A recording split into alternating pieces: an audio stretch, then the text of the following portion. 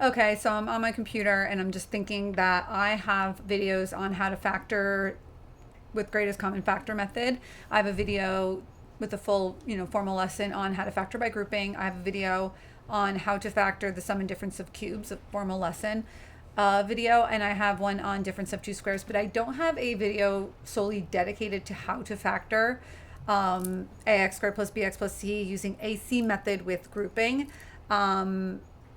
I have tons of examples, but I don't have one that I call the lesson.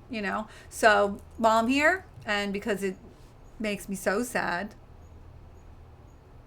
that people are so bad at this, and honestly, I hope some teachers watch this because some of you are absolute doo-doo at helping students understand how to factor it, because I don't think you understand how to factor it.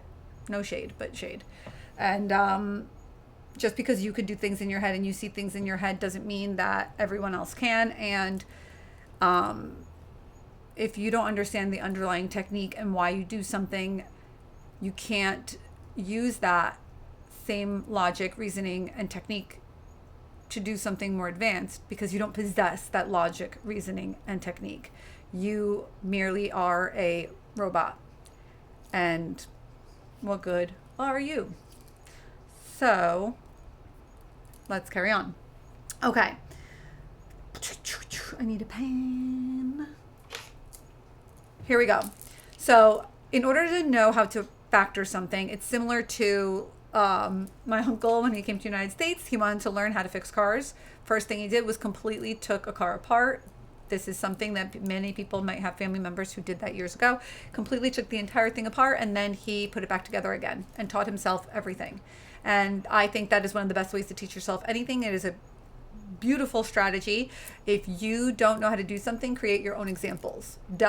Completely break down something to all its components, build it back together again. Work from the answer, build the question, right? And that'll help your understanding. So what we're going to do first is we're going to start with something that's already factored, and we're going to expand it, and then we're going to take that answer and then we're going to factor that answer. Okay? So let's do, I want to try to do something that's not too intense, but also a little bit intense, because, we don't want to be babies here. So what if we had something like 2x plus 7 and x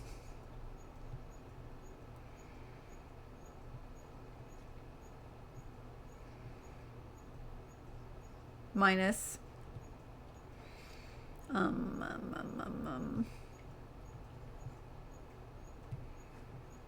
8.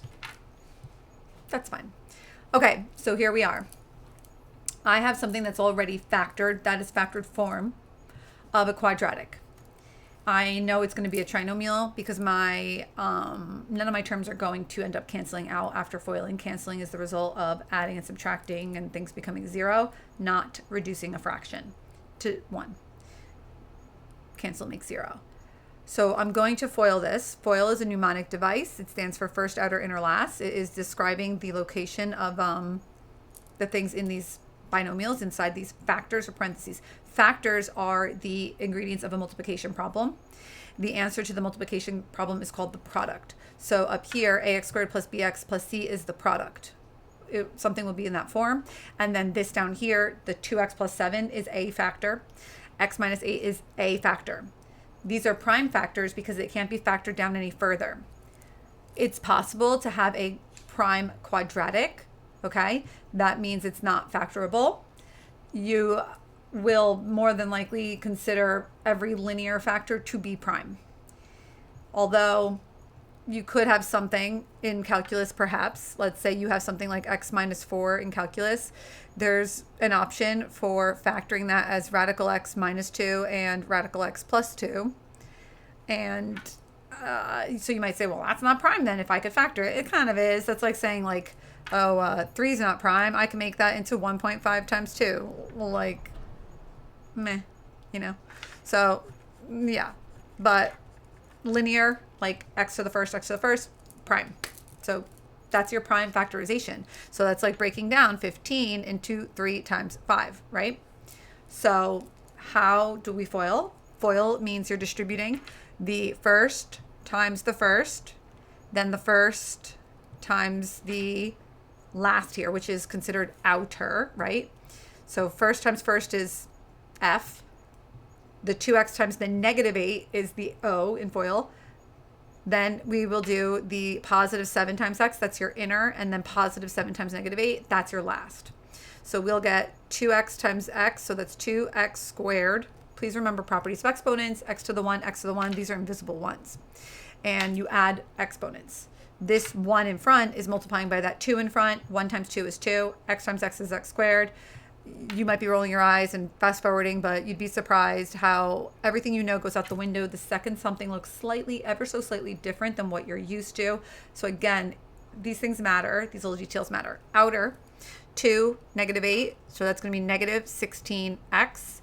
Inner, when I have like terms, I don't like to continue going horizontally. Instead, what I'm going to do is go vertical underneath where it's with its like term. So it makes combining like terms easier for me. I don't miss anything that way. And then 7 times -8 is -56. If you needed to touch a calculator to do that, I'm sad for you. Okay. When in doubt also, like 8 is 222. So 2 times 2 times 2. So I would do 7 times 2, 14 times 2, 28 times 2, 56, right? So we're here. Now that was your outer and that was your inner. I'm going to combine like terms in the next line. I have 2x squared, -16. I'm -16 feet in a hole, plus 7. I'm climbing 7 feet toward ground level. I'm still negative, just less negative. So I'm at -9. Be careful doing that. -9x, the x doesn't vanish, minus 56. Please, for the love of God, you just combine those because they're like terms. Why on earth do people then combine all 3 of these and make me one super term? Like, you just combine them because they're like terms. These aren't. Why would you combine them? Do you not see that makes no sense? Like, you have no understanding of much if you are that person. And I would not be making this up if I haven't graded things like that a zillion times over the last 19 years. So come on. Okay, what do I have here? This is a product. This is a quadratic trinomial. This is in the form 𝑎𝑥² + 𝑏𝑥 + 𝑐. This is the thing that most people are absolute garbage at factoring. A lot of people are taught like a guess and check method, and you're just bad at it. And then you heard someone mention the shortcut and you could go right to factored form, and you don't consider the fact that this is a 2. You don't bother to check if your factored form foils back to give you the original problem, and you just carry on naive to the fact that you don't have a clue what's going on, and you are so unaware of how lost you are. So, you know, just saying, maybe it's good to be a little honest with yourself from time to time, you know, harsh truth, but it's with love. So now what am I going to do with you? I'm going to take that problem we just built. Okay, we built it ourselves. We know the answer. You have this in your notebook. You're following along. You're loving it. Great. I'm going to take that problem and I'm going to factor that with you guys here. So I have 2x squared minus 9x minus 56. Also keep in mind that this is what we would call an expression. This is not an equation. I wouldn't even call this a function. I would call it an equation if this were set equal to, say, 0, or could get set equal to 0. I would call this a function if it were written like y equals or f of x equals on the other side. Those are both types of equations, but a function, you're being more specific. Here's an expression. There's no equal sign. The directions are not going to be, to solve. There's no equation. There's nothing to solve. You need to know the difference between solving, simplifying, factoring, you know, expanding. Like, these are verbs and you need to know what they mean, right? If someone says run and you sit down, you don't know what run means, right? So what do I have? I currently have a trinomial. I have first times first. That's it right there. I have last times last. That's it right there. But I don't have the oi of FOIL. I have a middle term. Where did that middle term come from? That middle term comes from combining the like terms, which typically come from your outer and your inner, right? Right. That's your middle. Nobody likes an FML moment. Nope, nobody does. So what are you going to do? And you're welcome, I invented this method. So the M is you splitting this up and you're like, I'm going to take that M, I'm going to split it. I'm going to make outer, I'm going to make inner. Teachers, please teach it to your students this way. You're welcome, okay? From me to you with love. So I'm going to split this up. How do I split this up? When you're feeling FML, you might say, I'm going to go to AC, or turn on the air conditioner, turn on the AC, whatever you want AC to be. What is AC? Two letters next to each other indicates multiplication. I'm going to multiply the A times the C. Now I have 2 times negative 56. The reality is, if those numbers are annoying, right? Say the numbers are like, I don't know, you're doing 14 times 56. Those are bigger numbers. It doesn't matter what the answer is as much as it matters what the prime factorization is. So what's the answer? 112, negative 112. But you don't even need to know that, because the next thing I'm going to do, and every time I do it on the board for my students in algebra, whatever, I will write my factors down, starting with 1 on the left and go down in order from 1 until I basically reach. When do you know you're done? If you hit every single number, once you get to the square root of that number, approximately, you know you're done, because the square root is the number times itself. Otherwise, you have a tiny, tiny times a big, big, less tiny, less big, boop, boop, boop, boop, boop, until, where's the end? The square root. That's your pivot point. That's your turnaround. So the square root of 112, ignoring the negative, of course, is 10 point something. So once I hit 10 or 11, you're done. So don't be a crybaby and be like, oh my God, I have to make a list. I'm going to go forever. You have max 10 things on your list, 10 pairs. Stop crying, get over yourself, and let's go. So what multiplies? Well, 1 and 112. I'll deal with the negative in a minute. 2 and what? Oh my God, my life is so hard. You just did it. Boo-boo. 2 times 56. It's right there. Stop crying. Now, if you find this step hard, and some of you should because you don't know your times tables and you want to grab a calculator because, I mean, what you should do is 2 times 56, do a little baby factor tree on the side. 56 is even. If you don't know it's even, that's 2 and 28. So that means that 2 just drops down. 2 times 2 times 28, right? Which is really 4 times 28. But let's keep going. 28. So I got that 2. I got that 2. 28 is even. That's 2 times 14. 14 is even. 2, 2, 2. 14 is 2 times 7. This right here is my expanded prime factorization. I'm going to use that to figure out the rest. So does 3 go in? No, it's not on my expanded prime factorization list. So no 3. Okay. Is 4. Well, yeah, there's 4. 4 times what? 7 times 2, 14 times 2, 28. Okay, right there. Is 5 here? No. No 5. Is 6 here? Well, if 3's not, where's 6? Is 7 here? Yes, 7's right there. 7 times 2 times 2 times 2 times 2, which is 4 times 4, which is 16. So 7 times 16. That is the one that, like, you're not going to get off the top of your head. On what planet is somebody saying to themselves, oh yeah, of course, 112, that's 7 times 16. Very unlikely, right? I doubt it. Is 8 on this list? Yeah, you bet your butt. It's right there. 2 times 2 times 2 is 8. 8 times what? 14. Is 9 here? Well, 6 is not here. 3, I mean, if 3 is not here, then how can 9 be there? Or if 6 isn't there, right? And then 10 obviously does not go into 112. So there we go. Amazing. You're flying. Doing great. Now you get to the bottom of the list. We underline it again. A, B, C. B, what's B? B at the bottom of your list, at the very, very bottom of your list, you're going to look at what the B value is, okay? We're going to look at what is the B value in the thing that we are trying to factor, and that is negative 9. So what do I want? I need to find what pair of numbers on this list. So this is nothing, right? This is nothing, and this is nothing, okay? I have how many options? You have 5 options. You went from having infinite options, because the next question you ask yourself is what adds or subtracts to negative 9? How many different things add or subtract to negative 9? I'll tell you, an infinite number of things. That's a very daunting list to go through. However, we've narrowed it down. You only need to consider 5 pairs of numbers. So of these 5 pairs of numbers that multiply to give you AC, which is negative 112, which pair of these 5 numbers can add or subtract properly to give you -9. Now, if they multiply to be negative, that means you have one negative and one positive. If they add to be negative, that means the larger number will be negative. So my right column number will be negative. Boom, boom, boom, boom, or boom. So which pair of these numbers will give you 9 or -9? No, no, no way, and no way. These two are the only ones that make some sense. But an even minus an even is even. So I know that's out because it's odd. 16, 7, boom, there you go. Now, what are 7 and -16? 7 and -16 are actually your outer and inner coefficients. 7 positive and -16 are your outer and your inner coefficients.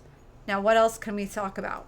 This over here is called a quadratic trinomial. Now, what does quad mean? 4. Where is there 4? There's no fourth power. There's not 4 terms because the 4 was your FOIL, your favorite 4-letter F word, right? There's no 4 anymore because you combine like terms to create the M for the FML, okay? So we're going to split the middle to outer and inner using these two numbers. So we leave first 2x². Next, coefficient of the middle. If the middle has an x, they both get an x. If the middle has whoosy-whatsy, they both get a whoosy-whatsy. If the middle has x², they both get an x². To do this method, the power here needs to be double the power there. It is. So we carry on. So I have 7 and -16. That's plus 7x minus 16x minus 56. There's your quad. You're welcome. Now, from here, all you do is factor by grouping. And all grouping is neighboring factoring by GCF. If you need some help on those methods, I have them on the playlist that'll come up at the end of this video. Don't be overconfident that you fully understand everything that's going on. You know, it doesn't hurt to check, right? That you're articulating things the right way, because that's another thing. Like even teachers, they use the wrong vocabulary and wrong terminology all of the time. And in that case, it's quite annoying, right? Because then you have bad vocab and you misinterpret what things mean because it's kind of not your fault. So one thing at a time, starting here, I'm going to factor out the GCF here. I underlined it. It acts as an underline in like focusing on that part, but it also acts as a division bar because GCF is undistributing. Multiplication or distribution, we think of those together. Division is going to be factoring out your GCF, undistributing, okay? What is the greatest common factor between 2x² and 7x?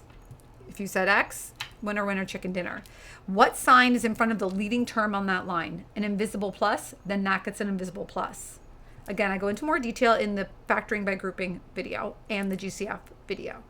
Here, just looking at those two, don't neglect that -16. I chose this set of numbers on purpose so that I would have a negative number there. Also, I always write these numbers in the order that's here. Could you turn them around? Yes, but you will get the same answer either way, okay? What's the greatest common factor here? Now, maybe you don't know, right? If you don't know what the GCF is of those two things, let's pause. For one thing, I know I'm going to put negative. The leading term on top is negative, visible. I'm going to write negative. Now, I'll show you a trick in a second.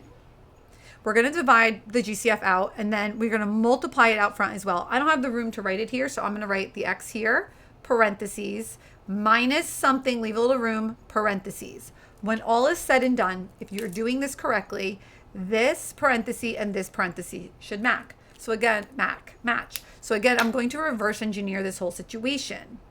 What I'm going to do, pretzel,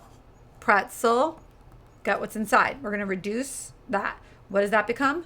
2x plus 7. Now, if I do this correctly, this should be 2x plus 7 as well. So reverse engineer. What do I have to divide 16 by to get 2, right? So I get -8.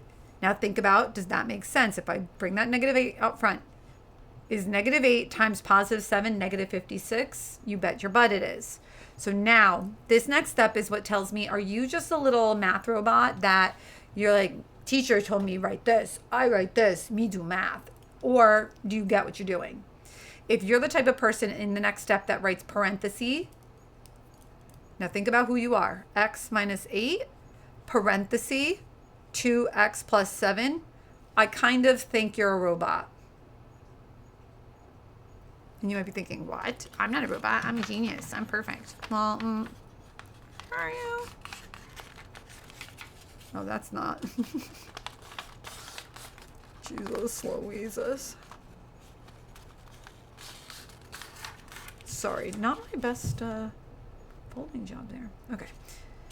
Now, there we go. What does a person who really gets it, what do? They look and they see, look at my jumbo GCF, my most greatest common factor. What is your greatest common factor in this line? X times orange minus 8 times orange. What's your greatest common factor here? I'll tell you. It's orange, right? Is it not? That means I'm going to pull orange out front. You've been pulling GCFs out front for years. So you just pull that bad boy out front. And what is that? That GCF that I'm going to pull from that guy and that guy is 2x plus 7. That is currently my greatest common factor in this line of the problem. From there, if I pull that out front, undistribute it, it's gone. And you have x minus 8, and you're welcome. That is how you factor using AC method and grouping. If these two parentheses don't match, it's either prime or you screwed up and you need to go back and fix it. If one is 2x plus 7 and one's 2x minus 7, you could have messed up, or there are many times that there are two pairs of numbers that would work. One of them will screw you up in that way, where one will be 2x plus 7, the other is 2x minus 7 at the end of the day. That's wrong. You picked the wrong pair of numbers. Go back and reinvestigate. Okay? I have videos of that. Go look through my playlist on factoring and find another AC method. If you find one that ends with has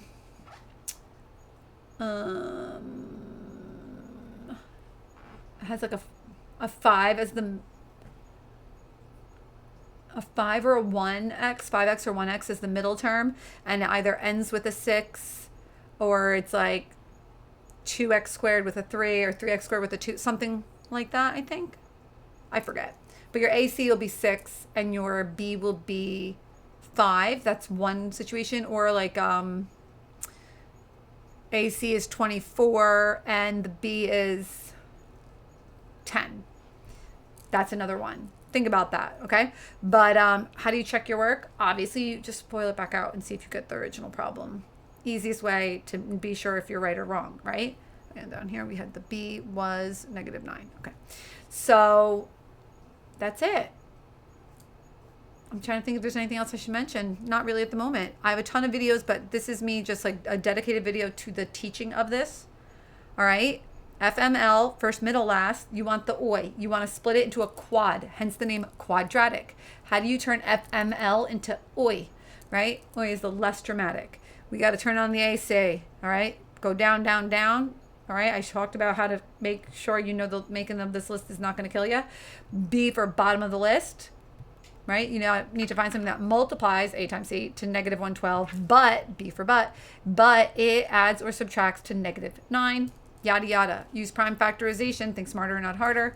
That's the end of this video. I hope people, if you're a teacher, please teach your students this for the love of God. And if you're a student and you don't know what you're doing, watch this 75 times, I guess, and check the playlist and practice, practice, practice. This will change your life. Because if you suck at factoring, the rest of Algebra 2, pre-calc, calc, forever will just be hard for you, okay?